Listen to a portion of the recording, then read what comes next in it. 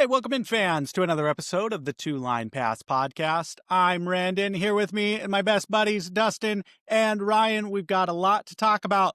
Boys, how are you feeling? Excited? Downtrodden? What's the mood? Sad, but persevering. That's how we're feeling today.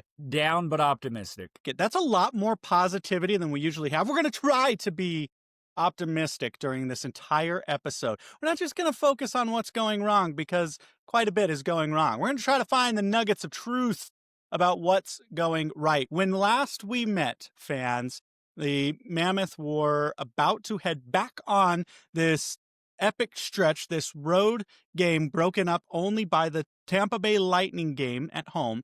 They went to 4 straight on the road, a tour of northern New York and Canada. We beat Buffalo in overtime. Then we lose to Toronto, Montreal, and Ottawa. The Utah Mammoth, after winning 7 in a row, guys, have now lost 5 of their last 6, going back to the shellacking at the hands of the Edmonton Oilers. And that's where it seems like the wheels came off, is that Edmonton Oilers game. But it's not all bad, right? Or is it? Dustin, what were your key takeaways from the 4 games in Canada? See, so we did a couple of weeks ago, we talked about this big win streak that we were on. And Randon, the mayor of Negative Town, pointed out some worries, some cause for concern, and not to toot our own horn or pat ourselves on the back or anything like that.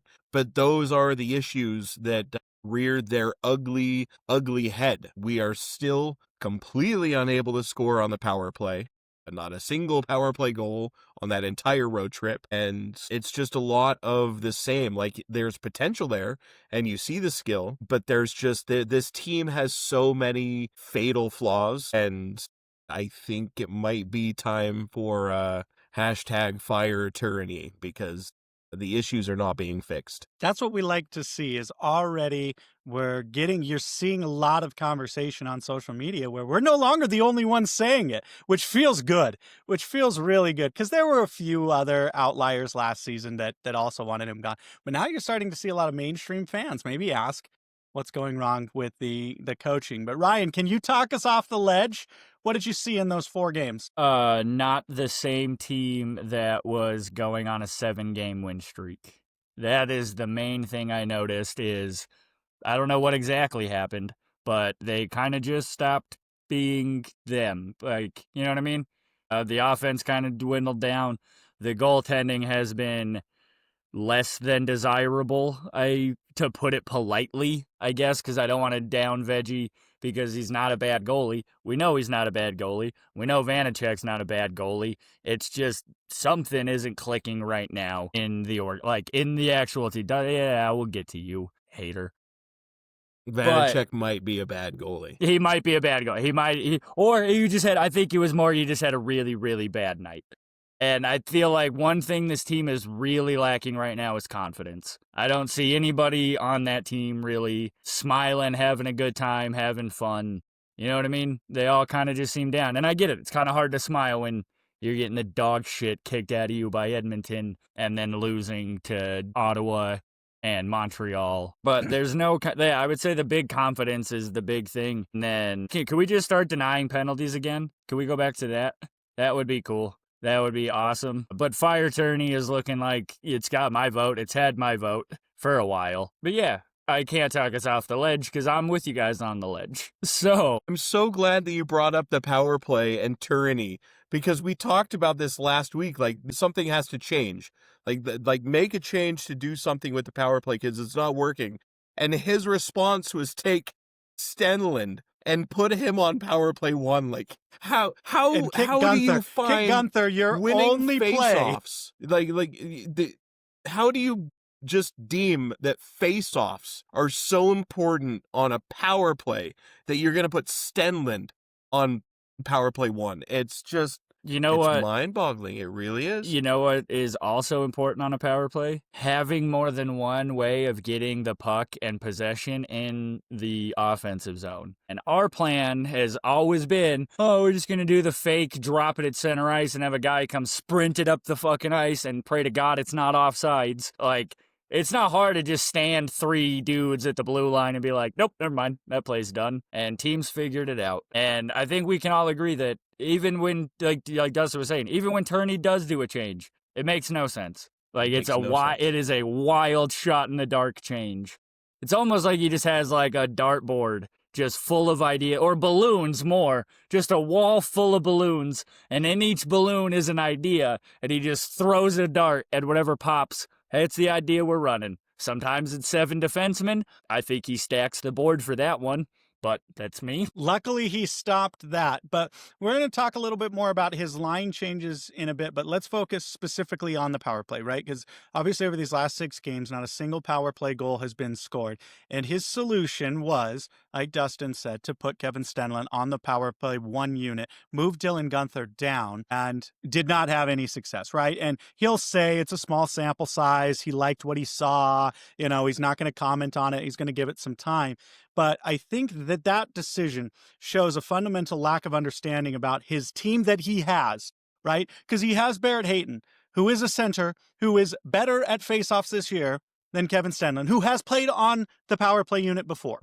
Yet he still chose to put Kevin Stenlund on power play 1 instead of Barrett Hayton. We talked about this last episode too, about how power play 2 hasn't done anything, but they're not getting that many chances. So what would be the risk of putting Stenlund on power play 2? Because, you know, you maybe get power play 2 out there when there's a draw, when there's a stoppage of play, you know, because if it's continuing, unless it's a clear, which historically happens in these last 6 games, your power play 2 is not getting a whole lot of opportunities anyway. It's not on the fly. So maybe move him to number 2, get his feet wet. I can't tell you when the last time that Kevin Stenlund plays power play unit, because I don't think he did it a single time last year. There was one instance where I criticized Turney immediately. He put Kevin Stenlund out there as the 6th skater on a 6-on-5 non-face-off scenario. And I remember this vividly because me and another person commented on Twitter about whether or not we actually saw what we thought we saw, that Kevin Stenlund was the 6th man. And it was, in fact, that. And that was a concerning, but it only happened once, so it was like not a big deal. But then I got to thinking, I was like, okay, well, what are the other Kevin Stenlund-esque guys who are the 6th man? And not a direct comparison, but in terms of maybe size and things, Corey Perry played on the power play unit and as the 6th man for the Edmonton Oilers to great success, right? Corey Perry, though, is a big body guy who gets in front of the net and stays in front of the net. Gets a lot of tip-ins and a lot of things like that. That's not really like Kevin Stenlund. I don't know how much practice he's had on a power play unit doing that to justify that. They did this on a road trip where they wouldn't get a lot of time to practice it. So if they've been practicing it secretly, maybe, but none of the commentators have mentioned this. But I think for those people who are in the fire tyranny category, these are the types of decisions where you look at and you just scratch your head and you're like, what in the world is he thinking? Like, what is going on in his head that he thinks this is the good idea or that this is the solution to the problem he's having? Because he changes lines and then he says, wait it out. Those are his big solutions to things, is change the lines, then wait it out. And then if it doesn't work, just change it again and wait it out. And it doesn't seem like he's diagnosing the problems so much as he's just like making changes that the fans, like, we can see the changes, right? Like, we can obviously see a line change and be like, oh, good, he's making adjustments. That's a good thing.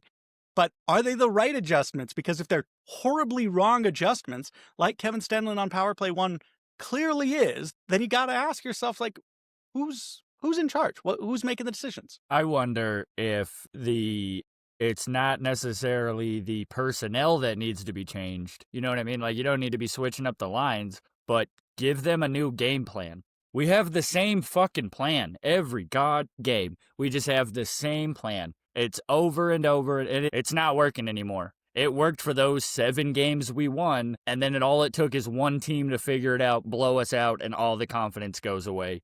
Because that's one thing when you have the, 2nd, 3rd youngest team in the NHL. They don't know what it's, you know what I mean? They have no confidence. They don't have years of tough skin built up. Once these kids start losing, it's hard to bring them back out of the gutter again. And we have some guys with experience, but doing the same thing over and over is crazy, right? When you expect a different change. Do you guys remember last year? Ian Cole was being interviewed. I believe it was Ian Cole. And he was asked about these types of things, about going through these stretches, because last year we had quite a few losing streaks and not as many winning streaks as what it was made that 7-game win streak so exciting because it was so new to us as fans. But he mentioned, and he said something interesting. I'm paraphrasing here, but it's basically, we can talk about it all we want. And we do talk about it, and we've heard it all.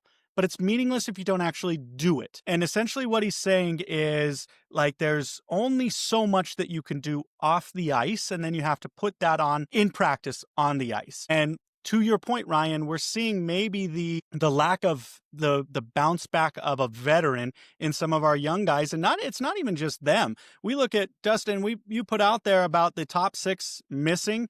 In the last 6 games, Logan Cooley has 1 goal, 1 assist. Dylan Gunther, 1 goal, 1 assist. JJ Peterka, just 1 goal in the last 6. Keller, 2 goals and 1 assist in the last 8 games. And even the great Nick Schmaltz only has 2 goals and 1 assist in the last 6 games. Barrett Hayton, who hasn't really been scoring at a much high pace this year, has 1 goal in those 8 games. Our top 6 have just gone AWOL.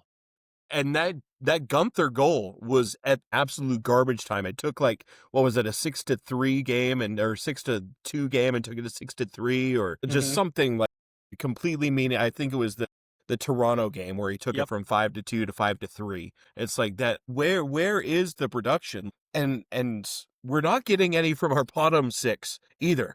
Like that's one thing that I noticed earlier this week or last week. I was kind of getting into a little tussle on Twitter, going back and forth with a couple of people about Matthias Michelli last season, and about how he didn't contribute last year, and how Toronto has tried him on every line this season and he's not producing. He is producing better than every single person on our bottom 6.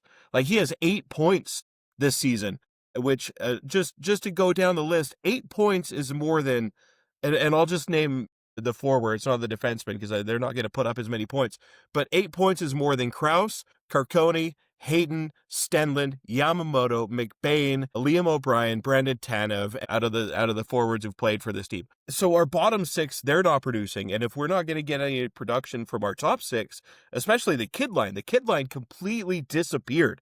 You know, you had Cooley going out there and getting a hat trick in like 2 minutes on the ice, and then just the kid line disappeared, like just fell off the face of the earth, so much to the point where, yet again, just throw something against the wall and see if it sticks. Flip-flops is centers does tyranny. Just something, I don't know if it has to be coaching, because these guys are good. They can score. They're playmakers, and they just can't find a way to do it. Whether it's on the power play or full strength, they can't do it. I'll go back to the power play a little bit, because I wanted to mention this while you guys were talking about it, and maybe I'll give them the benefit of the doubt because there was only 1 power play opportunity against Ottawa. But I said before that game, because Utah is one of the worst power play teams in the league, and Ottawa is the worst penalty killing team in the league. And I tweeted that it was what we find out what happens when a stoppable object beats a movable force, right? And we only got 1 power play opportunity, but it took 1.5 minutes before we even got the puck into the zone and established the power play. And that wasn't even like good movement. That was Ottawa getting a stick on a puck and it careening the wrong direction, and we just kind of gathered it up and fell ass backwards into handling the puck. Like, over and over and over, just try to get it across the blue line, get it poked away, get it cleared out. Go pick up the puck, bring it forward, poked away, like Ryan was talking about, just doing the same thing over and over and over against the worst penalty killing team in the league. We couldn't even establish possession in the zone. And I don't know if we have like a power play specific coach, like a special teams coordinator on this coaching staff. We should, but it doesn't list on the website who has those responsibilities. But either they need to be replaced, or just Bear and the entire staff needs to be replaced, because it's long-lasting problems that aren't being fixed. I was just going to say that I hate to be the guy to blame the coach, because like when it comes down to the end of the day, the coach isn't on the ice. The coach isn't the one. He can't score a goal.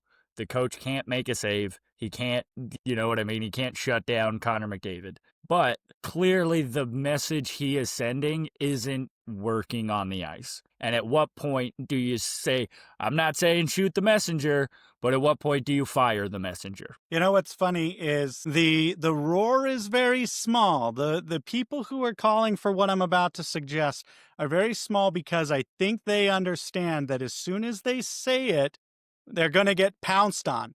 But I bet you there is a lot of people who are secretly hoping that Turney turns to Liam O'Brien to fix this mess. Now, is Liam O'Brien the solution? Absolutely not. Kyler Yamamoto is a tremendously skilled forward, and he is much better than Liam O'Brien. However, if you are purely looking at the wins and losses, this team is better with Liam O'Brien on the ice than they are with Kyler Yamamoto on the ice. From a purely results-orientated viewpoint, But how Liam many? O'Brien brings the but what's wins, the- baby. But what's the sample size? 6 games is the sample size. Liam O'Brien is 5-1.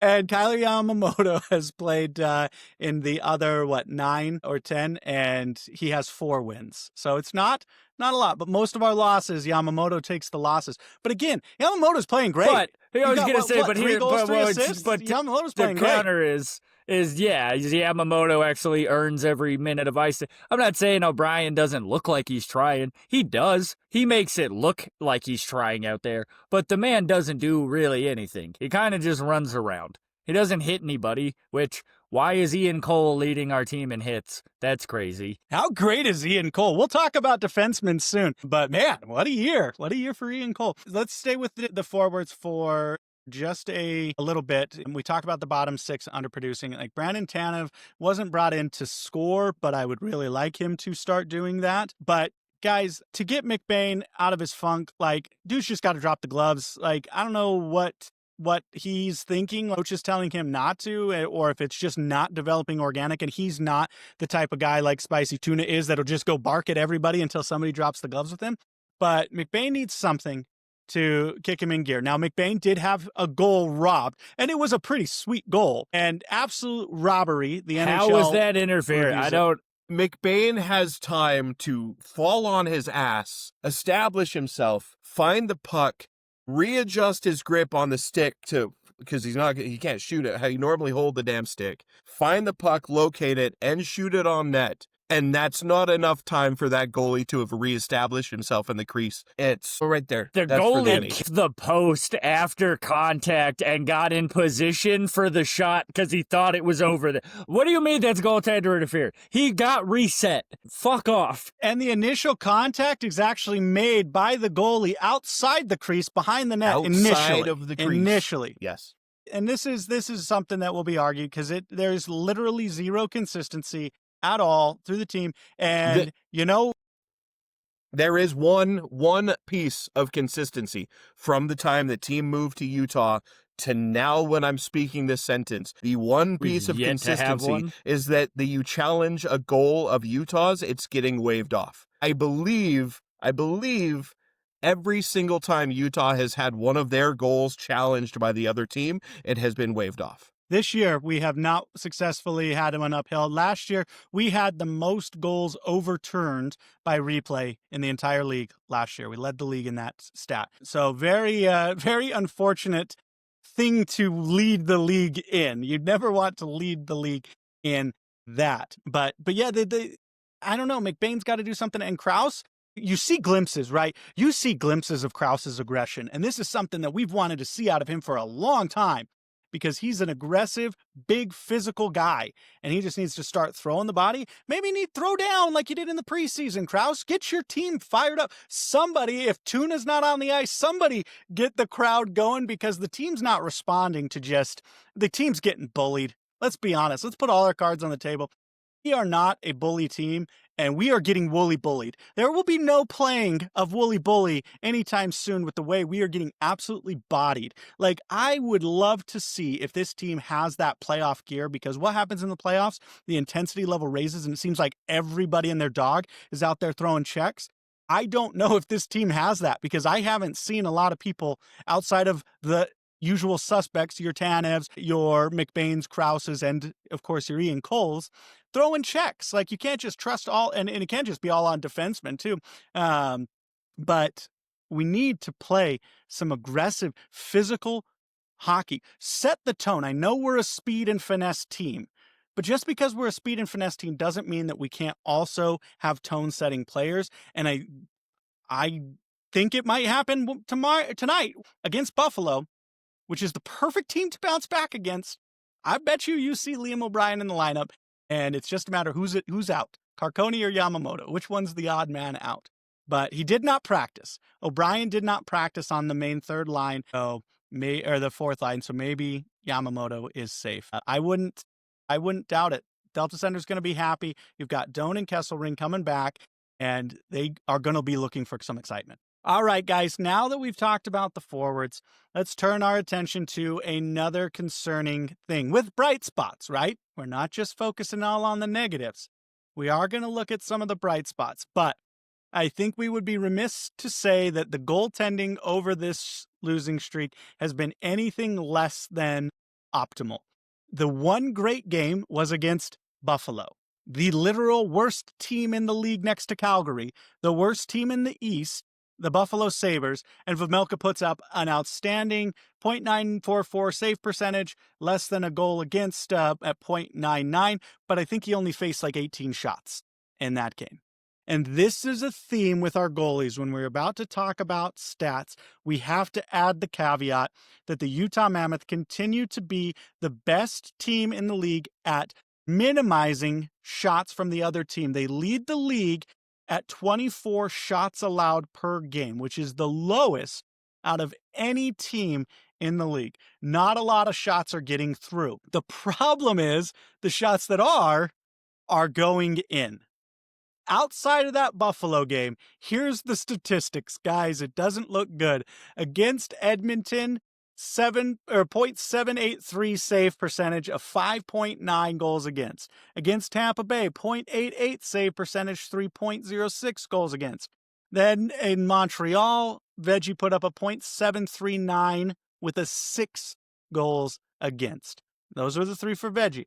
Then VTech against Toronto, .778, 412 goals against. Against Ottawa, .84, 84% with a 4.19 goals against average. And some of these goals are kind of ones you're just like, head scratchers. You're like, how? And it's not like it's like a magical shot or anything, like kind of like Cooley's backhand. It's like literally like, how did that go in? Why did that go in? Are you like just kind of watching the play? And it's almost as if they're maybe trying to read the play too much, and they're getting psyched out of where they expect the play to go and not watching where the play is actually going, which anticipation, don't get me wrong, anticipation is a great thing to have. But then you're telegraphing your anticipation. You're not just mentally knowing it. You're like, okay, the puck's going here, so I'm going to go there first kind of thing. Or this guy, there's no way he's going to shoot, so I'm not even going to pay attention to him, and I'm going to show that the shooter that he's not going to shoot. And then he puts it right past you, and you just kind of look by it, right? Like, it is concerning, and it's concerning for the fact that we talked about this in the very, very first episode. For right or wrong, fair or unfair, this entire season comes down to the play of Karel Vejmelka. Vitek Vanacek a pass on all of his games because I don't expect much, but the entire season comes down on the workload that Veggie is trusted with and how he performs in it. Now, Veggie, to his credit, when we talk about what is the only stat that matters for a goalie, Ryan, you mentioned it the other episode. Wins. And he's still got 7 of them, tied for 5th in the league with 7 wins. But those other underlying stats have to get better if we're going to get back into the win column.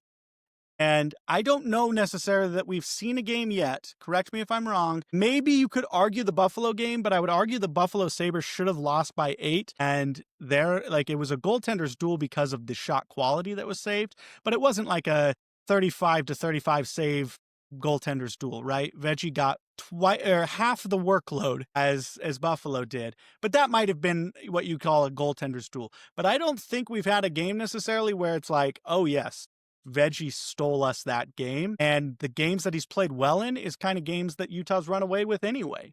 And so we're not like, this is the problem, is we're getting these disjointed efforts, or rather it's an all or nothing thing. Like everybody's really good top to bottom, or nobody's good top to bottom. And that is very concerning as we look to the future. But what are you guys' thoughts on the goalie situation? I mean, I've said it both here and on social media that this cannot be, and it has not been, a goalie 1A and 1B situation where it's only like 2 or 3 veggie starts for every Vanacek start. But I'm only more and firmly entrenched into that take. You know, at the beginning of this episode, Ryan said, like, oh, Vanacek's not a bad goalie. Vanacek has not just been bad. Vanacek has been very bad. His save percentage is down, I believe, 87% right now. Mm-hmm. He's 2-3. He's got nearly a three goals against average. But what's really troubling, and it's not going to show in the save percentage, he's letting a lot of goals in on very few shots early in these games. Like he'll get some saves late in the game to kind of boost up that save percentage.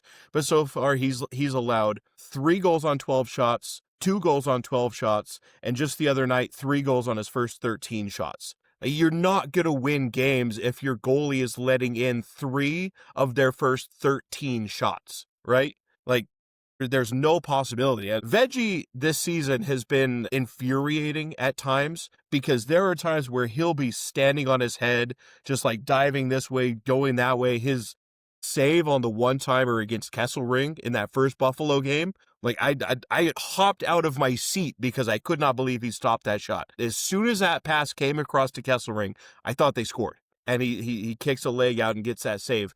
He'll do something like that and then just let in some of the softest goals you've ever seen him allow in. But he has the ability to be a shutdown goalie, just be a brick wall in front of the net. And Vanacek has not shown that at all this season. Like, I'm begging Tyranny, please make this like 5 to 6 starts for every Vanacek start. Like, I don't care if you run Vejmelka into the ground.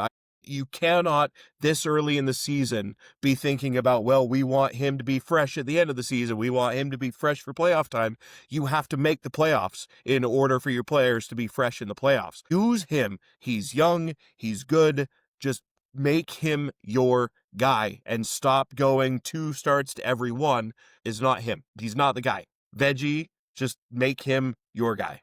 That's all. Ryan, your thoughts? Anything to add for the goalies? Not really, but I would just say I think the confidence kind of goes into a lot of it. Like, Veggie, I think, is giving the team more confidence when he's in net than Vanacek is, for sure. But at the same time, the whole team just kind of sucks. This last few games, none of them are playing good. It does start with goaltending. Like, you can't win a game without a good goalie. And Vanacek has not been good enough to give us wins. But also, the team hasn't won them a game either. Like, you know what I mean? Like, there's only one goalie. There's 12 forwards and 6 defensemen on the on the ice. So hockey's one of those, like, the whole team has to play to win. And right now, none of them are playing to win. And I feel like I'm going to quote Shorzy for the millionth time, but the team doesn't hate to lose. And that is, I think, something that will come with age, maybe. But at the same time, like, come on, guys, figure it the fuck out. You hear Nick Schmaltz say that when the team's playing their best, nobody can hang with them. But we heard that a lot last year too, right? Well, it's us making the mistakes. We're not playing up to our potential. You know, we're not getting beat. We're not getting outworked on the ice. We're just making the mistakes. Well, we heard that all last season too. Yeah, we heard that all last season. So put it together then, right? If the other teams aren't beating you, then I don't know, go do something to not lose yourselves. Like, because that's what, if you're not getting beat and you're beating yourself consistently over and over and over, at some point you are getting outworked on the ice. Like, you're allowing your mental block to be beat on the ice. Like, it's just that simple. And I get it. Players in interviews, you know, it's mostly just the same type of generic answers, generic responses.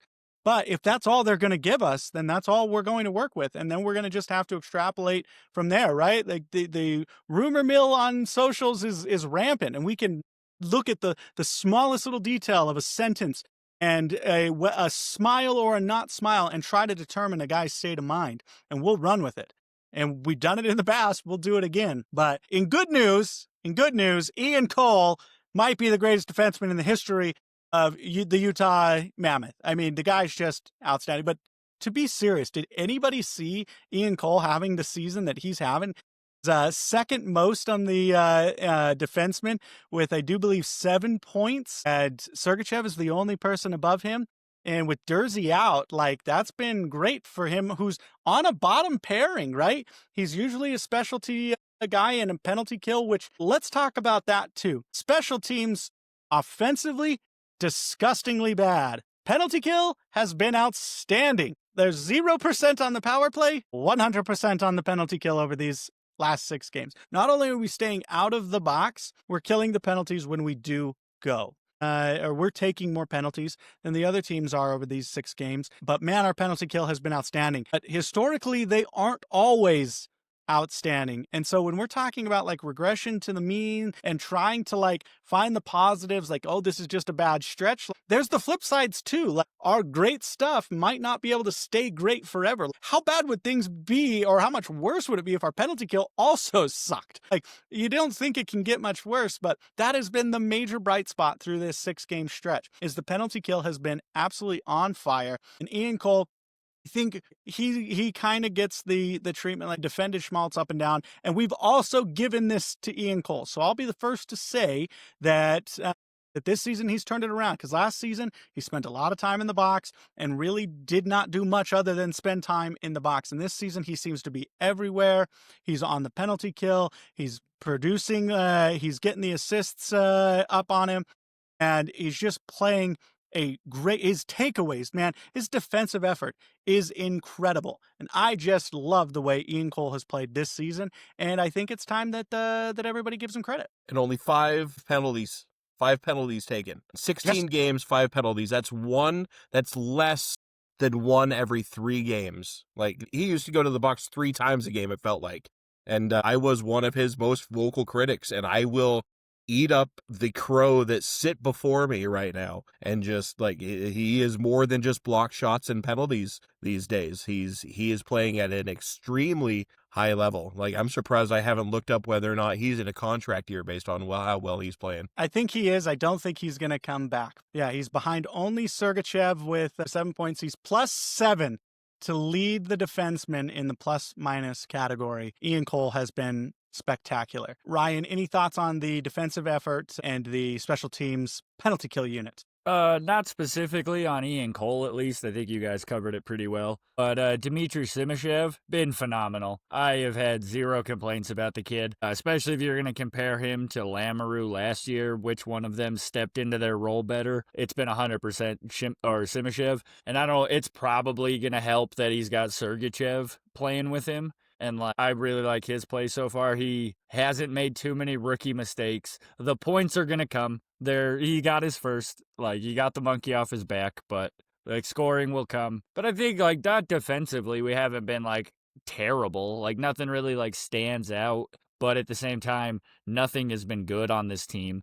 So I'm not going to say over the last few games they've been great. They might be making, good plays and stuff, but overall, they got blown out by Edmonton, and I feel like that one kind of just shot the confidence all to hell. Absolutely. Hey, Simashev isn't playing the same type of minutes as Sergachev, but 5-on-5, he's getting those same type of minutes, averages about 16 minutes a game. I will say, not to spoil my character, I'm going to unveil, but he is tied for last at -6 on the plus-minus. Brandon Tanev is the only player worse a rookie at -7. I'm just saying. I was wrong about Simashev. I'll admit it. He's played much better. He should already, my initial prediction was that he'd already be back in the AHL, but we'll see what happens when Dursey comes back, right? That'll be the big thing. But when is Dursey coming back? Nobody knows.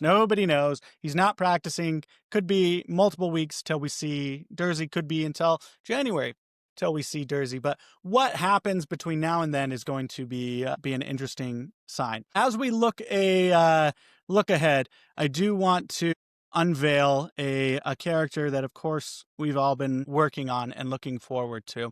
And I would like to introduce you formally to the mayor of Negative Town. And here he is! Yes, my people! I love you. I love you all. Yes. Thank you. Yes, I know. Go to the ballot boxes soon. Re-election. Thank you. Thank you, everybody. I am the mayor of Negative Town, and I want to take us there. I want to take us on a tour because I've got some things, guys. I've got some things I want to talk about. And the first thing I want to talk about is we are now on the outside looking in. We were in the driver's seat. We were in the first in the Central. How glorious it was.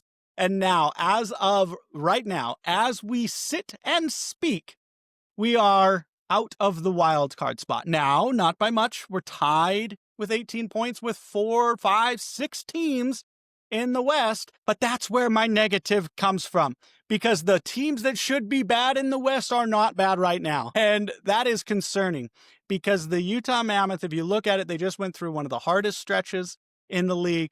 And now, according to some metrics, they now have one of the easiest last parts of their schedule. Between now and the end of the season, 27th in strength of schedule. Well, that doesn't necessarily account for the teams like Anaheim that are playing well above expectation, Chicago playing above expectation, San Jose playing above expectation, Seattle playing above expectation. Everybody's playing above expectation, guys. And then you still have the Colorado Avalanche, which are dominating. The Dallas Stars, which remembered that they are very good at hockey. And then you've got the Vegas Golden Knights, who are underperforming, the Kings, who are turning it around. Like, I am concerned that the only truly bad team in the West is Calgary. So when you say Utah has the 27th easiest schedule, we still face some really good teams that are playing their best hockey. Like, guys, we get 2 teams. We get Buffalo and the Islanders. Those are good bounce back games. But then we got to stretch against the Ducks and the Sharks on a back-to-back. Vegas twice, Montreal and Dallas, and then the New York Rangers. But it's the New York Rangers away from Madison Square Garden, which is good. That's the good Rangers. The bad Rangers, we want to play them in New York. Guys, I'm not convinced that our easy strength of schedule is helping us. But let's talk specifically about these next 2 games, these 2 home games, Buffalo, New York, because if the mayor of Negative Town is going to get pie in his face, it's going to be because we win these 2 games and bounce back. Before I talk about my next thing, what do you guys see against Buffalo and New York? We're winning. I don't care. I've said before. I said while we were on this win streak that I'm going to predict wins until I see them lose, and I have seen a lot of losing this month. They're winning. They're better than Buffalo. They're better than New York. They're winning both of those games. I have something to say about Anaheim, but I'll keep it for when we talk about Anaheim. Ryan. I see a win against Buffalo and a win against New York. I think Buffalo, as much as this pains me as a former Sabres fan, they will be our slump buster again. We're going to beat them. Hopefully it's a blowout. We need it. They're missing Rasmus Dahlin. Their goaltending hasn't been superb necessarily. The Islanders. That'll be a fun one, actually. I think that'll be a really, really fun game. But yeah, I think we're gonna go undefeated against New York teams this year. We better, because there's no better team than Buffalo at home. Real quick, do you guys think we do the Doan and Kesselring tribute? And by tribute, I don't just mean on the board like a welcome back and everybody claps. I'm talking like a 30-second video clip of either of them. Do we do a tribute? I don't think they'll do a tribute. I think they might do like a small little like welcome back or something like that, or cheer for them, or just, but they're not going to do a full like welcome back with a video package and that the whole stadium watches and they look up from the bench at the Jumbotron. It won't be that. It'll just be a welcome back to the ice. So yeah. Okay. That's all. Ryan, do you think they do a tribute? Yes, and I'm going to be mad about it. I'm going yes. That's my negative point of view. Not that they don't deserve it, but they don't deserve it, right? We're too young of a franchise. Doan did not. I know his dad means a lot to Arizona, but he means a lot to Arizona. This will be fan service. This will be for the fans, not for the players themselves. The tribute video will be done for the fans because there are still so many people in Utah who still love Josh Doan and Michael Kesselring, and for good reason. They're great players. and we miss Stone them played dearly. 51 games in a Utah uniform. He does not need a video tribute. He scored 7 goals. There's not enough there for him to have a freaking video package. I'm telling you, they're going to find it. They're going to find it. Just like I'm going to find my screenshot because I lost it. My last thing I want to talk about as the mayor of Negativeville, Negative Town, whatever I've been saying. There is only one thing that matters this season, and that's making the playoffs. And we don't have a lot of history to look at. If we're looking just at last year, I want to compare where the team was last year to where the team is this year, where we think this team, I think we're all in agreement, this team is significantly better on paper this season than it was last season. But through 16 games, guys, this season, Utah is 9-7 with 18 points.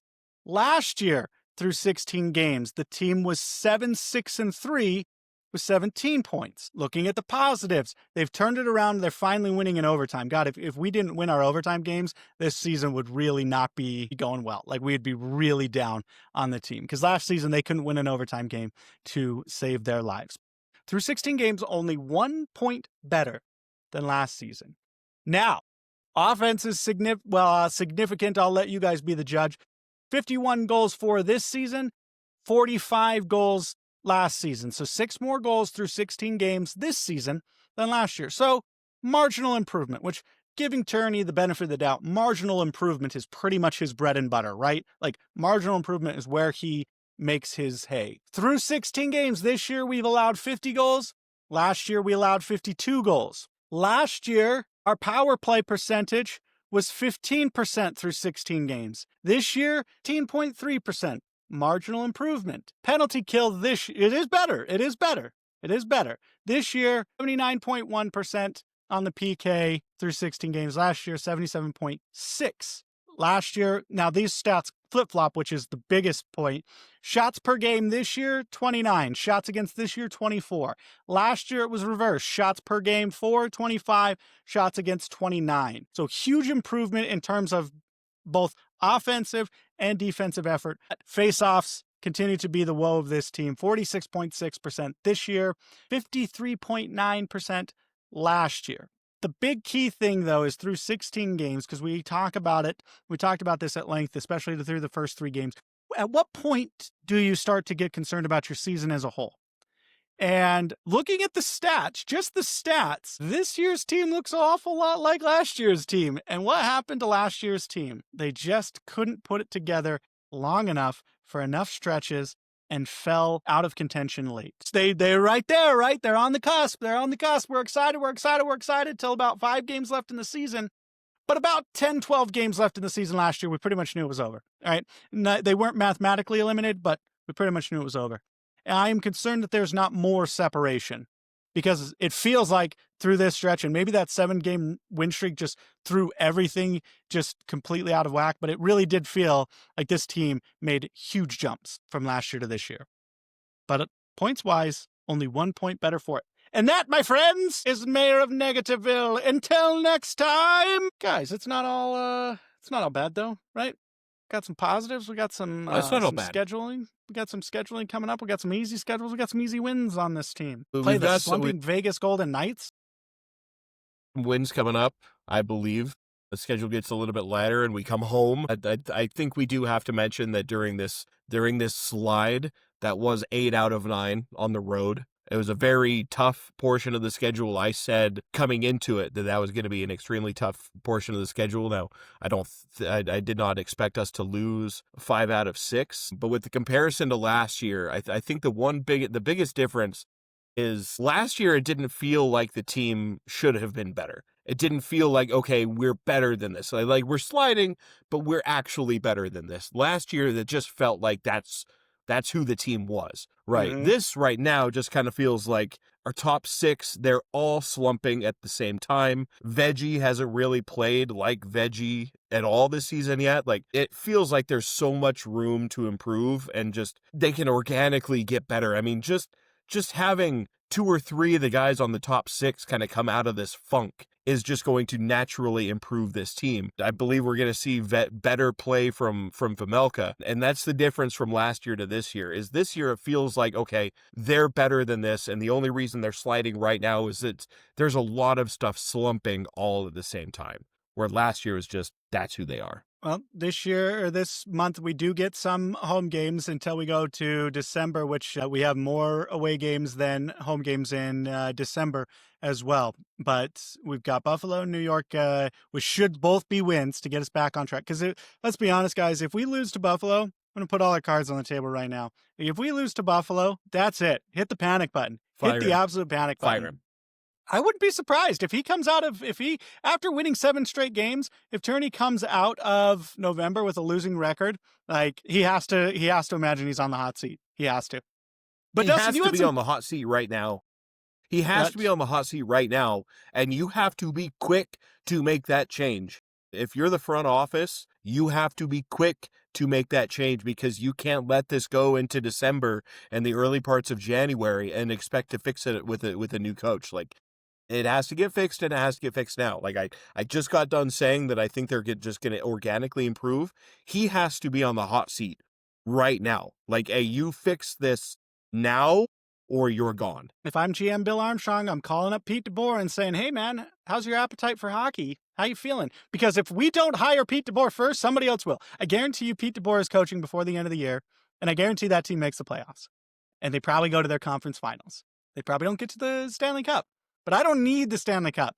You guaranteed me the conference finals this season? Hell yeah, I'm taking that every single day. Now, I don't know. Pete DeBoer fans won't like it because they still have a bad taste in their mouth over the Dallas situation. But I don't know. We're looking at things to make a change. And right now, he's the only big name out there, unless you go from an AHL or a minor league coach, which that is who Turney is. And I don't know if there's anybody out there that, unless GM's already looking, like, I guess I worried that they have no choice but just to ride it out. Like, that's my concern, is that they have no choice but to ride it out with Turney, and that doesn't look good. Dustin, you had some thoughts on the Anaheim Ducks, that we've slighted them in our power rankings, but how about them Ducks? I was going to say, so I was in preparation for this episode. I was like, okay, let me look forward at who we're playing. Okay, Buffalo, that should be a win. New York, that should be a win. Anaheim, and in my head from last year, I was like, okay, decent but not great team. Like, they beat us last year, so it's not just a walk in the park, easy win. But let me take a look at what they're doing, because I seem to remember they're playing really good hockey right now. Let's take a look at who they've played, right? Okay, are they playing good hockey because they're playing some of the worst teams in the league? Or are they playing good hockey through a tough schedule? And holy shit, are they playing good hockey through a tough schedule? They have won 7 in a row. If that sounds familiar, sorry for bringing up old wounds. Those 7 wins are Florida, Detroit, New Jersey, Florida, Dallas, Vegas, Winnipeg. They have won 7 in a row with that schedule. That's insane. But the good news is, as Mammoth fans, we know what happens after a 7-game win streak. So we are about to just cash in on the residuals, on the interest that they're going to pay for that 7-game win streak. But I had to give them flowers for that, because I was not expecting a goddamn murderer's row of a 7-game win streak right there. They've been playing phenomenal hockey, and the Sharks aren't slouches either. I thought they would need another year, but Macklin Celebrini looks every bit as advertised, and a Sharks team that we've already beat, but they have improved since, and now they sit atop us in the standings. Now, granted, we're technically tied with them, with still a few games left to decide tonight, but we could be waking up very much on the outside looking in. We already technically are statistically on the outside looking in, but yeah, like, you look at these, like the strength of schedule kind of stuff, and that's like, I don't know, I don't buy into it. That we have this great strength of schedule to look for, in terms of, like, we're through the worst of it. Like, I don't believe that we are. I don't think, especially in this year's NHL, that there is an easy part of the schedule. Unless we got to play Calgary every single game, there is no easy games necessarily, right? Calgary is a dumpster fire. We all know that. Buffalo, not much better. But outside of that, like, I don't know. And it took overtime to beat Buffalo, guys. Like, I feel like we're glossing over the fact because it just was a win and we're so excited, but it took overtime to beat Buffalo. Like, what? What are we doing here? I think that's just how the NHL is, right? That like there's no pushover games, there's no easy wins. Like this isn't football where you can go out and win a game 54-10 and it was never close. This isn't like the Jazz tonight are playing the Pacers who were 1-9. And even though the Jazz aren't very good, they're 3-7, they're winning the game by 19 points right now because like they're a 1-9 team and you're just better skilled to them.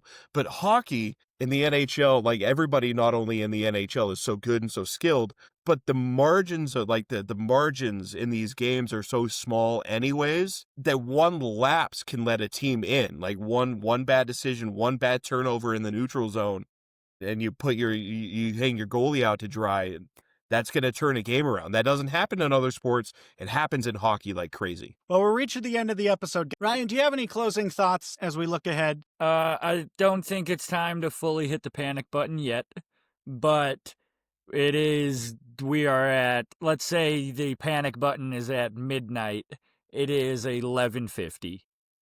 And these next few games can either reset the clock back a few hours or, for God's sakes, we have to do something soon. Because I don't want to go into December playing the same hockey we started November playing. We can't be doing that. But as I guess a final thought, I just want to do a big shout out to fan of the podcast, Zach Wolf, a friend of mine who also reached out to say he listens and thought that was pretty cool. So I wanted to give you a big shout out, Zach. Thank you for supporting us. We appreciate you listening, Zach. And we appreciate Alternate Taco, winner of Mammoth Bingo. Congratulations, winning the November. Got himself a new Mammoth hat. So guys, if you don't have your Mammoth Bingo cards, reach out to us. You can hit us up. If you're not on the socials, just head on over to the twolinepass.com and you can send us a little form to say, hey, I'd like a bingo card. Give us your email address and you're in the game. But speaking of winners, Justin, was there a winner that we have neglected to discuss? We have completely neglected to discuss. I mean, we had a lot to talk about. We weren't able to announce it on a pod yesterday because we pushed recording back. But earlier today, we announced the third winner of the weekly Nick Schmaltz of the Week award. And this week, with 2 goals scored in the last week, no penalties taken, and probably one of the best goals that we've seen all year. The winner of the Nick Schmaltz of the Week award is none other than Nicholas V. Schmaltz. The winner, your third, the first 3-time winner, the back-to-back-to-back winner of the Nick Schmaltz of the Week award is obviously Nick Schmaltz. There's a lot of competition, a lot of names, a lot of candidates. Logan Cooley had one great goal that we passed to himself through the legs. He was a strong contender, but when it boiled down to it, I mean, Nick Schmaltz just exemplifies what it is to be Nick Schmaltz. So he's your first 3-time winner of the Nick Schmaltz of the Week award. This is incredible because I don't know if in my wildest dreams, if I could have predicted that Nicholas V. Schmaltz would have won the Nick Schmaltz of the Week award 3 times. One time, of course, like you know he's going to win it at least once throughout the year, right? Back to back, like, yeah, like he's Nick Schmaltz. He can do anything. But to be the three-peat, like, that's just incredible. I'm excited for Nick. Excited to see the future and next week's winner. Hopefully, we get even more candidates coming in because we will be recording next week, probably in a game, whether it's the Anaheim game or the San Jose game. We could be live reacting to whoever wins. It could be a game time decision based on those moments. But I will leave you with my final thought. If we lose to Buffalo, I'm going to initiate the tank for McKenna call. If we lose to Buffalo, we should absolutely just phone in the season and tank for Gavin McKenna. He will lead us to the promised land, which also allows us to call up Daniil Boot, maybe see if we can get Tijon over, maybe Cole Baudouin over. Just bring in all our rookies. Go full Utah mode, right? Why should the Jazz get all the fun with their rookies? Let's bring them in. Tank for McKenna. And like Ryan said, rookies, it's the year of them. So maybe a couple of bars could be what we need. But we need something. We need something fast, guys. Big game against the Buffalo Sabres at the Delta Center. It's going to be a whole lot of fun watching Doan and Kesselring come back. We'll be there, and then we'll be with you every step of the way. Guys, thanks so much for listening. Have a great night.